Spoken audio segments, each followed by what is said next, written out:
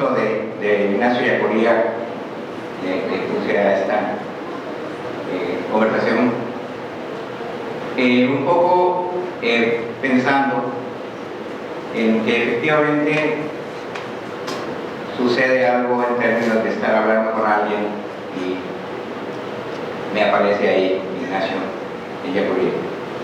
Decía yo en la mañana que a Ignacio Ellacuría era el que iban a buscar cuando asesinaron a los jesuitas en la Universidad Centroamericana, que era realmente el que tenía mayor militancia política y mayor militancia en su proceso de trabajo Ellacuría. Es complicado realmente pensar en que voy a hablar de todo lo que Ellacuría aporta a la filosofía, porque a diferencia de Ignacio, de Martín Baró, él sí desarrolla bastante su propuesta filosófica,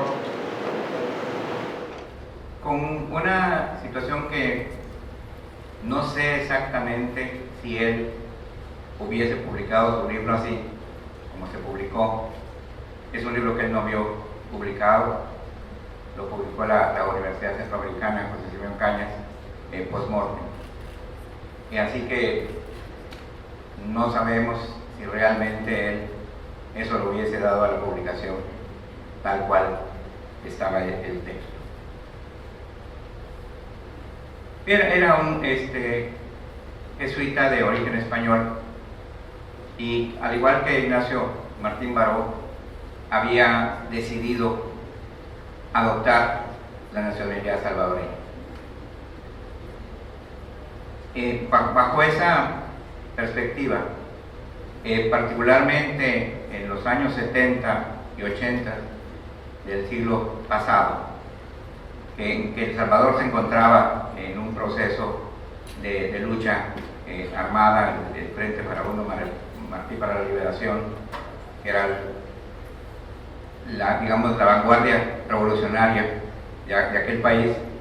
En ese contexto, incluso Ignacio Ellacuría había salido ya de El Salvador, estaba en Barcelona por amenazas que había recibido. Sin embargo, decidió regresar a El Salvador, y decidió regresar a El Salvador con una convicción, según él, que iba a poder mediar entre el FMLN, la guerrilla, y el gobierno, un proceso de paz para El Salvador. Y lo único que encontró pues fue su asesinato el 13 de noviembre, si no recuerdo mal ahorita, fue cuando en la madrugada los asesinaron en la propia universidad. Ya habían tenido unos atentados, creo que Bernardo habló algo hace un rato de las bombas que se habían puesto en las casas donde vivían. Entonces decía que es complicado hablar del trabajo de Ignacio Ellacuría, sobre todo el texto que se llama Filosofía de la Realidad Histórica. Es un texto que tendría en primera instancia, digamos, tres referencias centrales en su pensamiento, que serían Hegel, Marx y Javier Zubiri. Los tres representarían, digamos, en un primer momento, para Ignacio Ellacuría, una influencia en el desarrollo de su pensamiento. Y quizá el más marcado, cuando uno lo lee, es Javier Zubiri. Muchas de las categorías que él utiliza son categorías zubirianas, pero quizá lo interesante es que termina desmarcándose de los tres, tanto de Hegel como de Marx como del propio Javier Zubiri. Les dije que se me olvidaba que tenía que leer. En ese sentido, también otro de los puntos importantes para Ellacuría era trabajar el asunto de la participación de la universidad en la dinámica de la sociedad, ¿sí? trabajando en el asunto de la función social de la universidad, siempre desde su formación teológica, porque quizá eso es lo importante. En Ignacio Ellacuría él no se va a desmarcar nunca de su formación como teólogo, y particularmente de las aportaciones que él haría de manera importante a la filosofía de la liberación, filosofía de la cual hoy nosotros nada más referimos a Enrique Dussel porque es el vivo, el que está y el que se ha dedicado a producir, pero quizá una de las aportaciones importantes a la filosofía de la liberación en América Latina es la de Ignacio Ellacuría. ¿Desde dónde él o en qué posición él trabajaba el asunto de la universidad? Bueno, él fue director del Departamento de Filosofía y fue rector de la universidad. Cuando fue rector de la universidad, Ignacio Martín Baró fue vicerrector, y ambos tenían esta posición con respecto a la universidad. Él dice que la universidad, la institución, debía ser una institución que debiera de educar sus esfuerzos, decía, al análisis crítico de la realidad histórica. Aquí ya él empezaba a acuñar la categoría de realidad histórica. ¿Por qué la empezaba a acuñar? Él fue alumno de Javier Zubiri, y una de las situaciones interesantes es que Javier Zubiri después lo tomó como el revisor y el que debía dar el visto bueno a los textos de Zubiri previo a su publicación. Si no publicaba Javier Zubiri ningún texto que no lo hubiese revisado antes Ignacio Ellacuría. Era un personaje, bueno, como la mayoría de jesuitas, muy estudioso, muy cuidadoso. Y después de que fue alumno de Zubiri, regresaba cada año a conversar y a trabajar con Javier Zubiri. Por eso, desde acá, ya la idea de realidad histórica aparecía en Ellacuría, aunque todavía muy ligada a lo que podría pensar Javier Zubiri.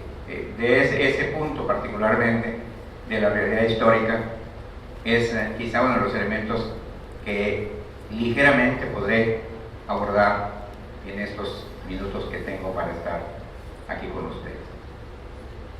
Él decía que la universidad, ese análisis que tenía que hacer de la historia, de los movimientos sociales, de los movimientos históricos de liberación, decía él, debía ser una aportación universitaria, pero tan universitaria, decía él, como realista, que debía colocarse la universidad lejos de las universidades, decía él, políticamente desubicadas, y reconvertirlas y cambiar su posición de simples locales de agitación. Ahí compartía muchas ideas con Ignacio Martín Baró. Me parece a mí, y va a ser atrevido lo que digo en este momento, porque seguramente muchos no lo pensarán así, pero me parece que es realmente el que con mayor claridad representa el pensamiento intelectual en el campo de la filosofía de la liberación, particularmente porque él consideraba que la dinámica intelectual estaba necesariamente condicionada por el contexto histórico, social y cultural. Eso indudablemente era muy claro en Ignacio Ellacuría, porque ese contexto en el cual él vivía en El Salvador, ese contexto en primera instancia antes de la lucha, El Salvador es uno de los países más pobres de Centroamérica. En su momento tenían un tratado de comercio de toda Centroamérica, el tratado del cual se beneficiaban dos países fundamentalmente, Costa Rica y Guatemala, y más Guatemala en ese momento. El Salvador, Honduras y Nicaragua se beneficiaban un poco de esa dinámica de comercio. El Salvador era un país con mucha claridad de población trabajadora en la industria, profundamente explotado, un país pequeño en aquellos momentos de la guerra, en la lucha revolucionaria, le dieron en llamar el pulgarcito de América, enfrentado al imperio estadounidense. Tuvo un enfrentamiento fuerte con la dinámica del imperio. Y entonces, Ellacuría, en ese contexto de la filosofía e influido por esa realidad histórica del Salvador, le atribuía dos funciones a la filosofía. La primera función que debía tener, según él, la filosofía era la aprehensión de la realidad a través aquí de un concepto subiriano, la inteligencia sentiente. Y el segundo punto que le atribuye a él, que debía ser un acto de transformación. Esos dos primeros elementos, él se los atribuía a la filosofía. Y aquí es donde empieza quizá a distanciarse de Javier Zubiri, de Hegel y de Marx. Va a plantear otros elementos aquí con respecto a la filosofía, y es el asunto de la libertad. ¿Cómo definía la libertad Ignacio Ellacuría? Él decía que la libertad es un rasgo esencial de la humanidad. Es decir, lo asumía como un principio básico de la humanidad, que es de decir que justo la idea de él de una filosofía era una filosofía para la humanidad. No era una filosofía situada específicamente en El Salvador, a pesar de que estaba situada en El Salvador, sino una filosofía de la liberación ligada a la humanidad. Decía que la filosofía de Ellacuría, que la libertad no es que iba a conectarse que no, ¿cómo se llama? Sebastiana, y me vienen a decir que no se ha conectado. No me están contando el tiempo. Ya me asusté yo porque dije apenas empecé ya. Y peor con ese poder femenino, que si eso sí me asusta. Ya se conectó. Ok. Voy a hacer un espacito acá.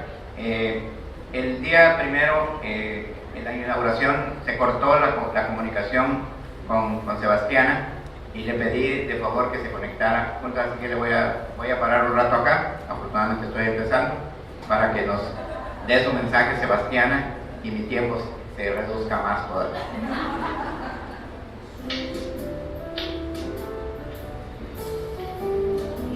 Bien, buenas noches nuevamente. Nuevamente les saludo. ¿Se escucha? Sí, te escuchamos, Sebastiana. Bueno, pues es un gusto para mí compartir con ustedes. La vez anterior creo que se cortó la comunicación, pero igual desde acá, del territorio maya quiché, nuevamente les saludo. Y ya me conocieron la vez anterior, mi nombre es Sebastiana Far.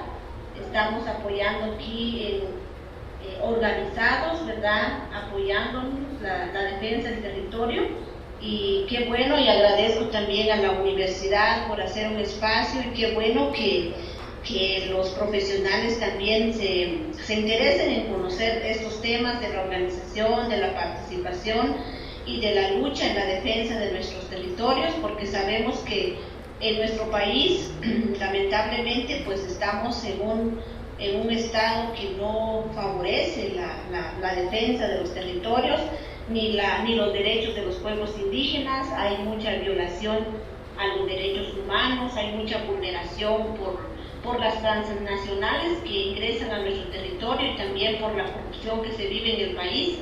Sin embargo, la juventud, las mujeres también y los hombres estamos organizados, confiamos en que con nuestra participación y que con la organización que nosotros tenemos desde nuestras comunidades y desde nuestros municipios y departamentos, vamos a ir saliendo de esta situación, y es una manera de enfrentar la corrupción y también la violencia que existe en nuestros territorios.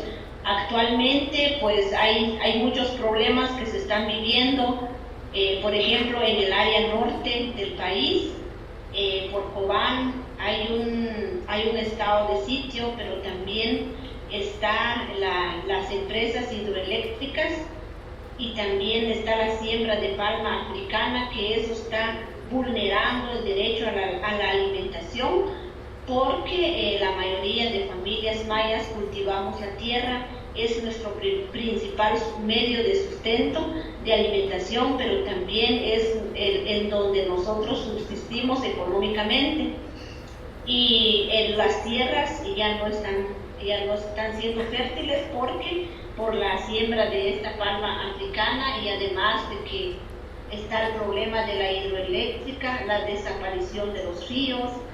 Las empresas desaparecen los ríos porque se llevan los ríos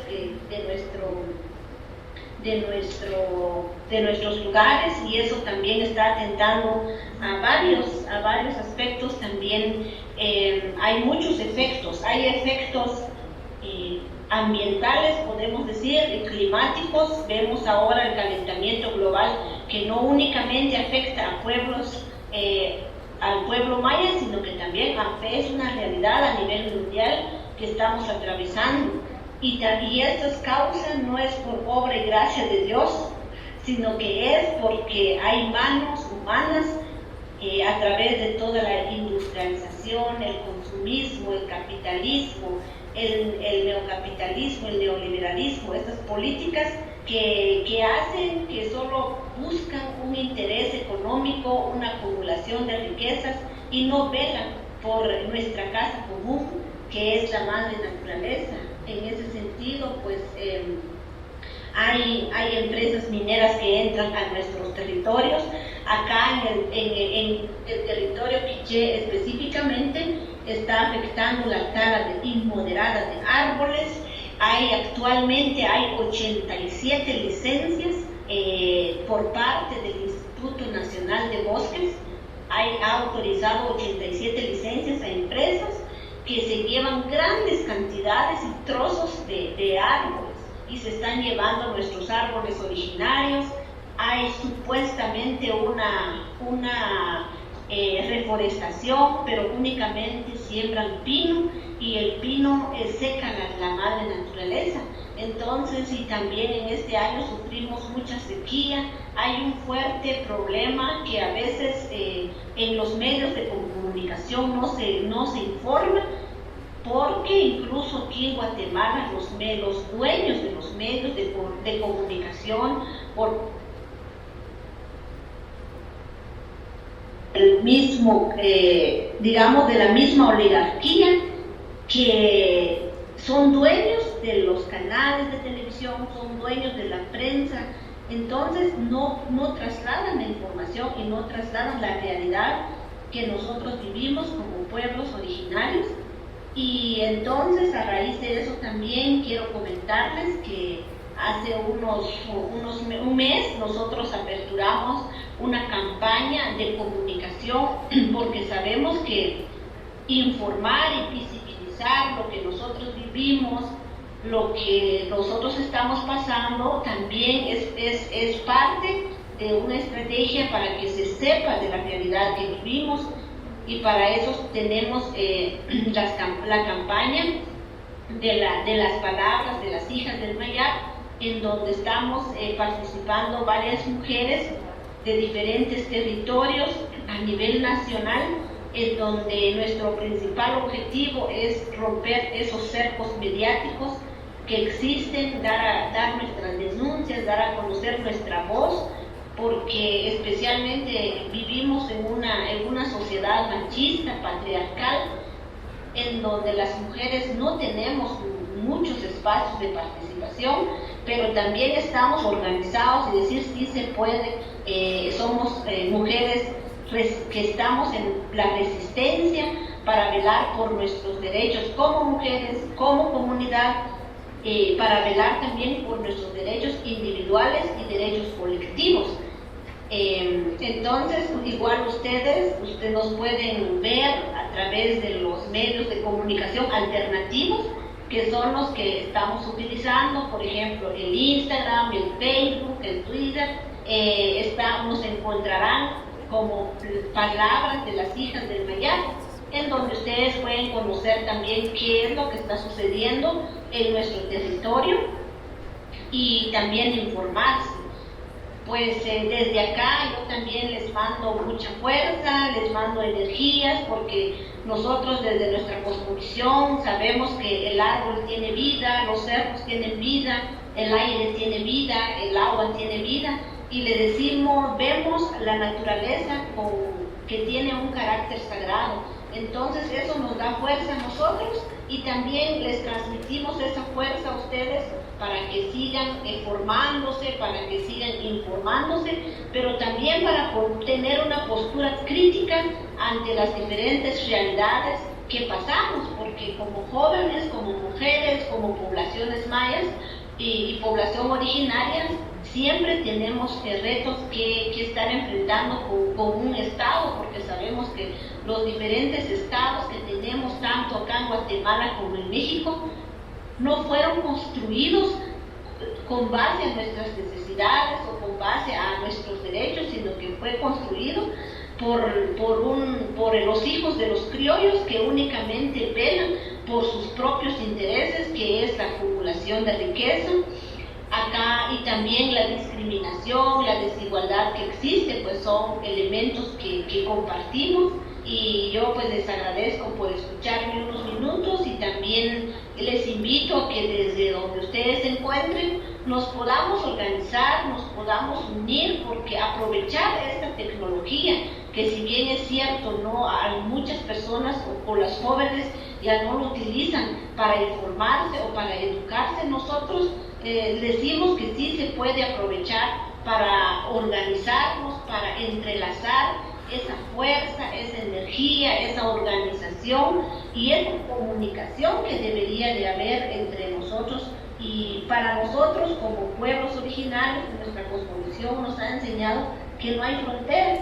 Como les vuelvo a repetir, para nosotros el sagrado aire tiene vida, y miren, a través del aire nos comunicamos, pero también el aire llevará nuestro mensaje hacia ustedes. Y también que quisiéramos, para nosotros no hay fronteras políticas. Esas fronteras políticas únicamente traen conflictividad social, traen divisionismo y no velan por los derechos humanos. Entonces yo los invito a que a través de estos medios rompamos esas fronteras políticas que los gobiernos han impuesto para oprimirnos. Entonces liberemos también esa comunicación, esa coordinación. Quizás algún día tengamos la oportunidad de vernos personalmente, pues también sería algo positivo. Y les deseo también a los profesionales, a la juventud, a los hombres, a las mujeres y a la niñez, que sigamos con ese espíritu de organización, con ese espíritu de lucha, con esa fe y también con una postura crítica ante las diferentes situaciones que nos aquejan y violentan nuestros derechos como población. Entonces es lo poquito que tal vez puedo compartir. No sé si hay más tiempo, ustedes me indican.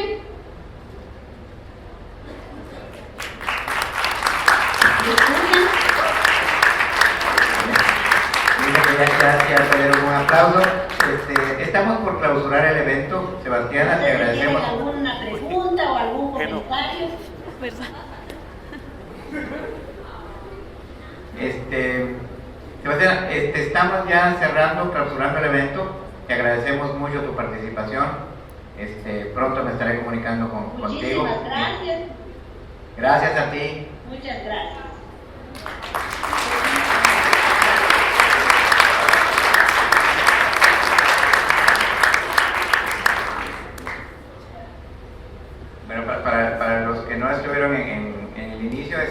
Sebastiana es una consejera espiritual de Mundo Mayo.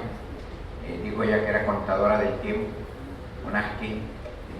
De hecho, los occidentales lo pensamos como si fuera un sacerdote o una sacerdotisa maya, pero no es exactamente la definición. La definición es consejero espiritual o consejera espiritual, ¿sí?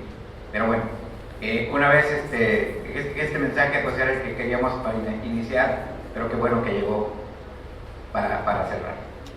Entonces estoy yo en el asunto de la libertad. Voy a, estoy recortando muchas cosas de acá, que decía que Ellacuría define a la libertad, dice, es como la facultad de los seres humanos para construir conscientemente el futuro, y dice que es resultado de una deliberación iluminada por la razón, y afirmaba además que cuando se encuentra prisionera de las estructuras o coyunturas es necesaria una acción moral de libertad.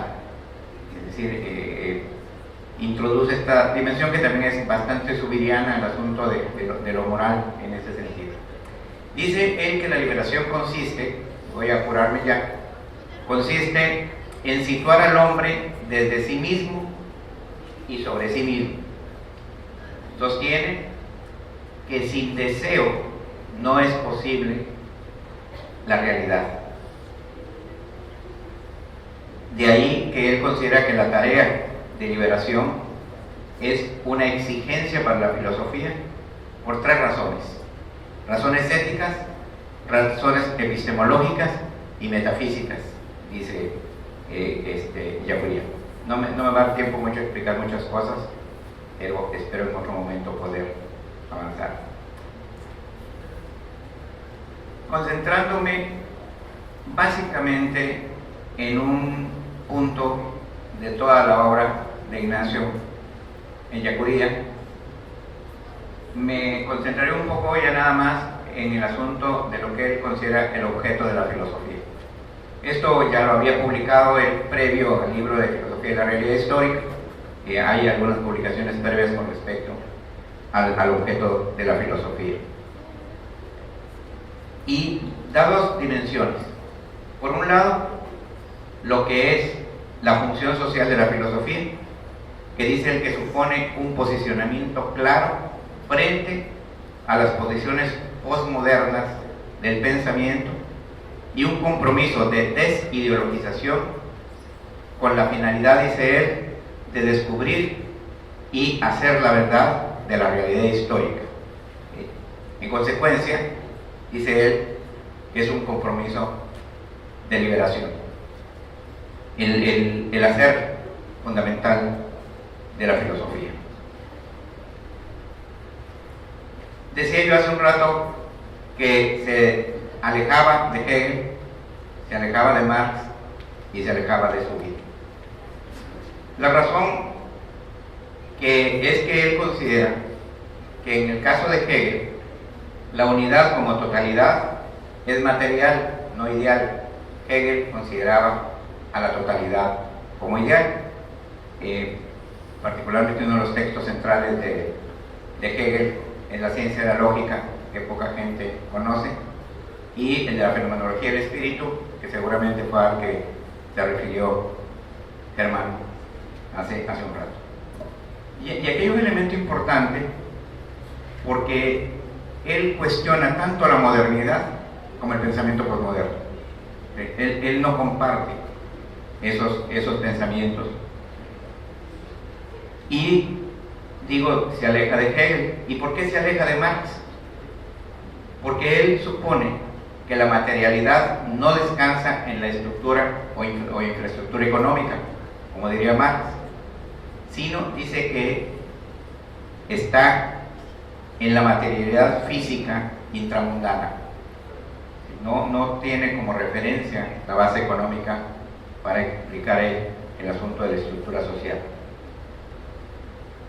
En concreto, digamos, estaría el alejamiento por la estructura de la filosofía y la estructura de la historicidad. Este es otro de los elementos importantes en Zubiri. Dice él que la filosofía de Zubiri, o más bien transforma la filosofía de Zubiri en filosofía de la realidad histórica. ¿A partir de qué? A partir de considerar algo que Zubiri no consideraba, que es la función liberadora de la filosofía. Esa es uno de los puntos que lo va alejando de Javier Zubiri. Y además, por toda la dinámica concreta en la que él va a utilizar la filosofía. Y obviamente, como está introduciéndose en este asunto del objeto de la filosofía, que él dice que es la realidad histórica, ¿sí?, define a la historia como representación total y última de la realización de lo real, como acceso concreto, dice, de lo que él denomina la última realidad. La última realidad es precisamente la realidad histórica. Esa es a la que él se refiere como última realidad. Dice que en el proceso de humanización y personalización de los individuos o de los grupos humanos en el ámbito de la realidad histórica, en ese ámbito, dice, se juega la revelación y la realización trascendentes de la realidad. Que la praxis es un buen hacer real de realidad y la liberación de nuevas formas de realidad. A eso se refiere con el concepto de praxis. Indudablemente también con el concepto de praxis se aleja de Marx. Y hay un elemento que me llamó la atención en Ellacuría, porque cuando él plantea la idea de cómo estudiar la realidad histórica, hace una crítica interesante al concepto de historización, ¿sí? Y él define la historización como método que busca remediar los desvíos fundamentales de la ideologización. Es decir, es a su juicio un método de la historización, ¿sí? No es simplemente una abstracción, no es simplemente un concepto. Va a decir algo más adelante que tengo acá, espero que me dé tiempo tomarlo de eso. Y dice que esa ideologización, a su vez, la define como abstracción de la realidad histórica. Y todo ese proceso que se vive, supongo, si intentamos entender en la idea althuseriana de la escuela, de la iglesia y la familia, lo que estaría haciendo ese proceso ideológico es precisamente una abstracción de la realidad histórica. Y quizá por eso tenemos problemas para conocerlo. Dice él que las visiones tradicionales hacen de lo histórico algo natural, particularmente cuando dice desvinculan los conceptos y las teorías de su contexto histórico. Algo interesante de lo que pasa en el mundo académico. Generalmente en las escuelas se educan, se enseñan teorías, se enseñan conceptos, pero generalmente desvinculados de su contexto histórico. ¿Sí? Pareciera ser que los conceptos son válidos para todo X. Y Ellacuría, ese sería otro de las críticas que tenía para ver el asunto de la realidad histórica. ¿Qué es lo que él se propuso con esta idea de la realidad histórica? E insisto, y por eso el alejamiento de estos tres personajes que ya les dije. La idea que tenía Ellacuría, y me parece que ahí influyó a Ignacio Martín Barón, me parece que Ignacio termina bastante influido por Ellacuría, aunque lo cita poco, pero trabajaban juntos. Y dice que la orientación fundamental de su trabajo era construir alternativas teóricas y prácticas para fundamentar la praxis histórica de liberación de las mayorías. Ese era su referencia, es cómo poder crear una alternativa teórica a las teorías modernas, a las teorías postmodernas, ¿sí?, que pudiera realmente ayudar a la fundamentación de la praxis histórica, de la realidad, pero de las mayorías y de los pueblos oprimidos, decía. Y aquí le da un elemento contundente a esto que estoy diciendo. Dice que la filosofía no es para repetir temas y modos de hacer, sino para hacer lo que los clásicos hicieron en lo fundamental, hacer filosofía. Dice que ese es el punto fundamental, hacer filosofía pura, no, dice él, reducirla a la lingüística, a la ensayística, a la política o a la literatura. Es simplemente hacer filosofía. Dice que debe tener la filosofía un contacto profundo, dice él, con la realidad. Que cuanto más amplio y profundo sea ese contacto, mejor. Y que debe tener, dice Ellacuría, una pluralidad de saberes, tanto mejor como sean también más amplios y profundos. Que justo esta idea de la realidad última tiene que ver con esta idea. Aquí me salto otro poco. Y dice Ellacuría, estoy tomando ya algunos elementos con respecto a la realidad histórica. Cita directa de Ellacuría, la que voy a poner, dice que no conviene olvidar que la metodología tiene sus trampas propias, cuando está hablando de la filosofía y la realidad histórica, y que por el desvío de la metodología se puede caer en atribuir a la realidad lo que teóricamente solo se juega en el campo de los conceptos. La trampa, la metodología, porque se queda en esto que estaba mencionando, usar conceptos al margen de la propia teoría y al margen de la realidad histórica.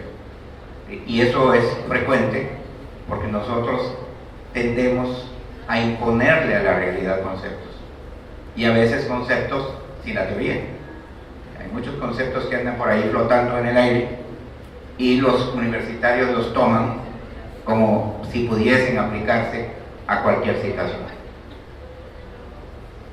Y dice él que no se puede tratar a la naturaleza sin referirse a la historia. Y marca varios puntos, y voy a ir lamentablemente cerrando el asunto. Dice que tampoco se puede referir al ser humano sin la sociedad, que no pueden estar ausentes uno del otro. Eso lo señala en el objeto de la filosofía. Y para eso da tres aspectos de la realidad, que los leeré. El uno dice que la realidad intramundana constituye una totalidad dinámica, estructural y dialéctica. El segundo elemento de la realidad es la totalidad que va haciéndose de modo que se incrementa cualitativamente. Es decir, la totalidad, y esta sí es una idea muy hegeliana, esta idea de la totalidad.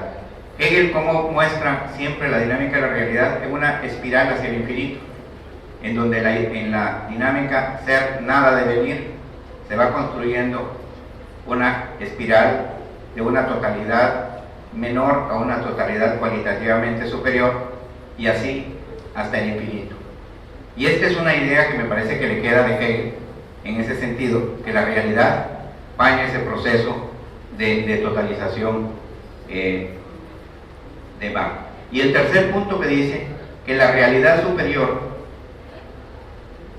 no se da separada de todos los momentos anteriores del proceso. Esos tres elementos. ¿Sí? Si todos esos elementos anteriores están presentes siempre en la realidad. Y agrega algunos otros elementos con respecto a la realidad, que dice que es desde, en y por la realidad. Es desde, en y por la realidad.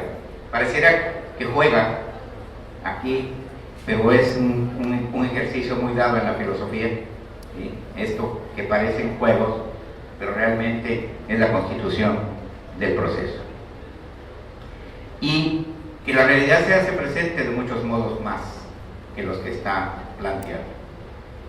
Siempre, siempre, dice él, va a estar necesariamente vinculada en la realidad superior. El estudio último de la realidad dice, en el cual se hacen presentes todos los demás, es el que él llama realidad histórica. Es decir, todos esos puntos que he señalado son los que constituirían la realidad histórica, ¿sí? Y entonces dice que la realidad histórica es la realidad entera asumida en el reino social de la libertad. Es la realidad mostrando sus más ricas virtualidades y posibilidades desde el subsuelo. Este punto es el otro que me parece que también es hegeliano, la idea de la realidad como posibilidad. Cuando Hegel habla de la realidad, habla de la relación de posibilidad y acto, o posibilidad y accidente, como le llama Hegel. Es decir, solo es posible la realidad, y por eso él le llama accidente Hegel, porque no necesariamente sabemos cómo va a convertirse en acto. Es decir, y Marx también, cuando analiza el asunto de la mercancía, el primer elemento que le da a lo que después va a ser la fuerza de trabajo es capacidad de trabajo, es decir, marca la posibilidad de producir valores que se efectivizan solo al momento que entra en la relación burguesía y proletariado. Mientras tanto, solo es una posibilidad, no un acto. Y aquí voy saltando otros elementos para ir cerrando. Entonces, en ese punto, que es el primer elemento de la propuesta de Ignacio Ellacuría, el título de su libro, y después va a desplegar en una cantidad de conceptos todo lo que es la realidad histórica. Pero el principio del trabajo y el objeto de la filosofía es la realidad histórica. Y dice él que cuando la historia se conceptualiza únicamente como historia social o estructural, se soslaya o se disminuye el hacer y el aporte de la persona. Entonces, otro elemento que va a ser interesante, que yo he tomado en esta idea de discutir el referente de estudio de la psicología, he tomado esta categoría de persona en Zubiri, que me parece que me falta a mí bastante desarrollarla. Hasta este momento he estado bastante ligado a lo que Ellacuría dice, pero me parece que es una categoría que hay que desarrollar. Es una categoría peligrosa porque nos podrían situar con los rogerianos, con el asunto centrado en la persona. Entonces, siempre tenemos que aclarar que la noción de persona no tiene nada que ver con la noción de Rogers en ese sentido. Es más en el sentido constituyente de la persona vinculada a esa realidad histórica. La persona que finalmente efectiviza ese proceso de liberación, ¿sí? Porque no es la realidad sola que actúa, ¿sí? Hay ahí esta necesaria presencia de la persona. Y finalmente, voy a cerrar con esto, ya me salté casi todo.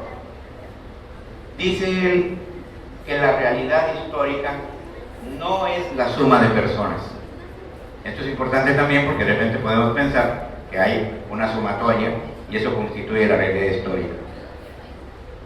Dice que no es la suma de personas. Como realidad, dice, es una realidad unitaria. Sui juris, dice él, quiere decir una realidad no subordinada, una realidad no controlada. Es una realidad libre. Es ese punto de la realidad no subordinada, me parece que es un punto central también en la idea de Ellacuría. Y esa realidad no subordinada, dice él, es creadora de personas. En ese proceso de esa realidad no subordinada es en donde se van creando las personas. Y además dice él, ¿qué es lo que posibilita esa creación de la persona? Pues el objeto de la filosofía. ¿Y cuál? Dice él, y he estado insistiendo, que es el objeto de la filosofía, sino la realidad histórica. Entonces es la realidad histórica la que posibilita la creación de las personas. Entonces bien, imagínense ustedes para los psicólogos que simplifican la dinámica de explicación de la persona, traducido en personalidad.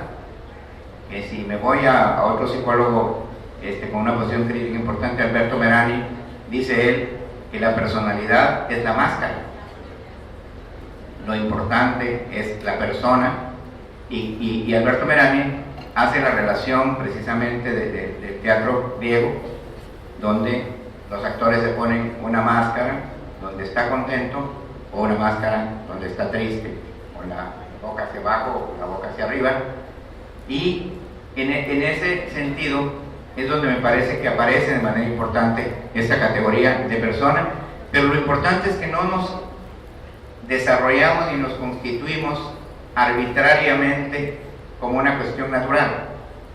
Nos construimos, nos constituimos en esa realidad histórica, y esa realidad histórica, en el caso de Ignacio, fue El Salvador, que medió todo su pensamiento. Hasta antes del texto de Filosofía de la Realidad Histórica, el mayor número de publicaciones de Ignacio son de teología, no eran trabajos de filosofía. Parece ser que estuvo todo el tiempo trabajando este texto, que desafortunadamente él no pudo ver.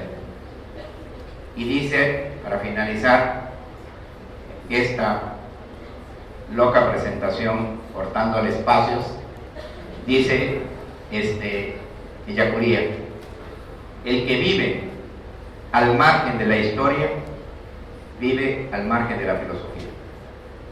Eso es quizá lo más contundente de alguien que piense que hace filosofía fuera de la historia, fuera de la realidad de historia. Para él, ese filósofo vive al margen de la historia. Gracias.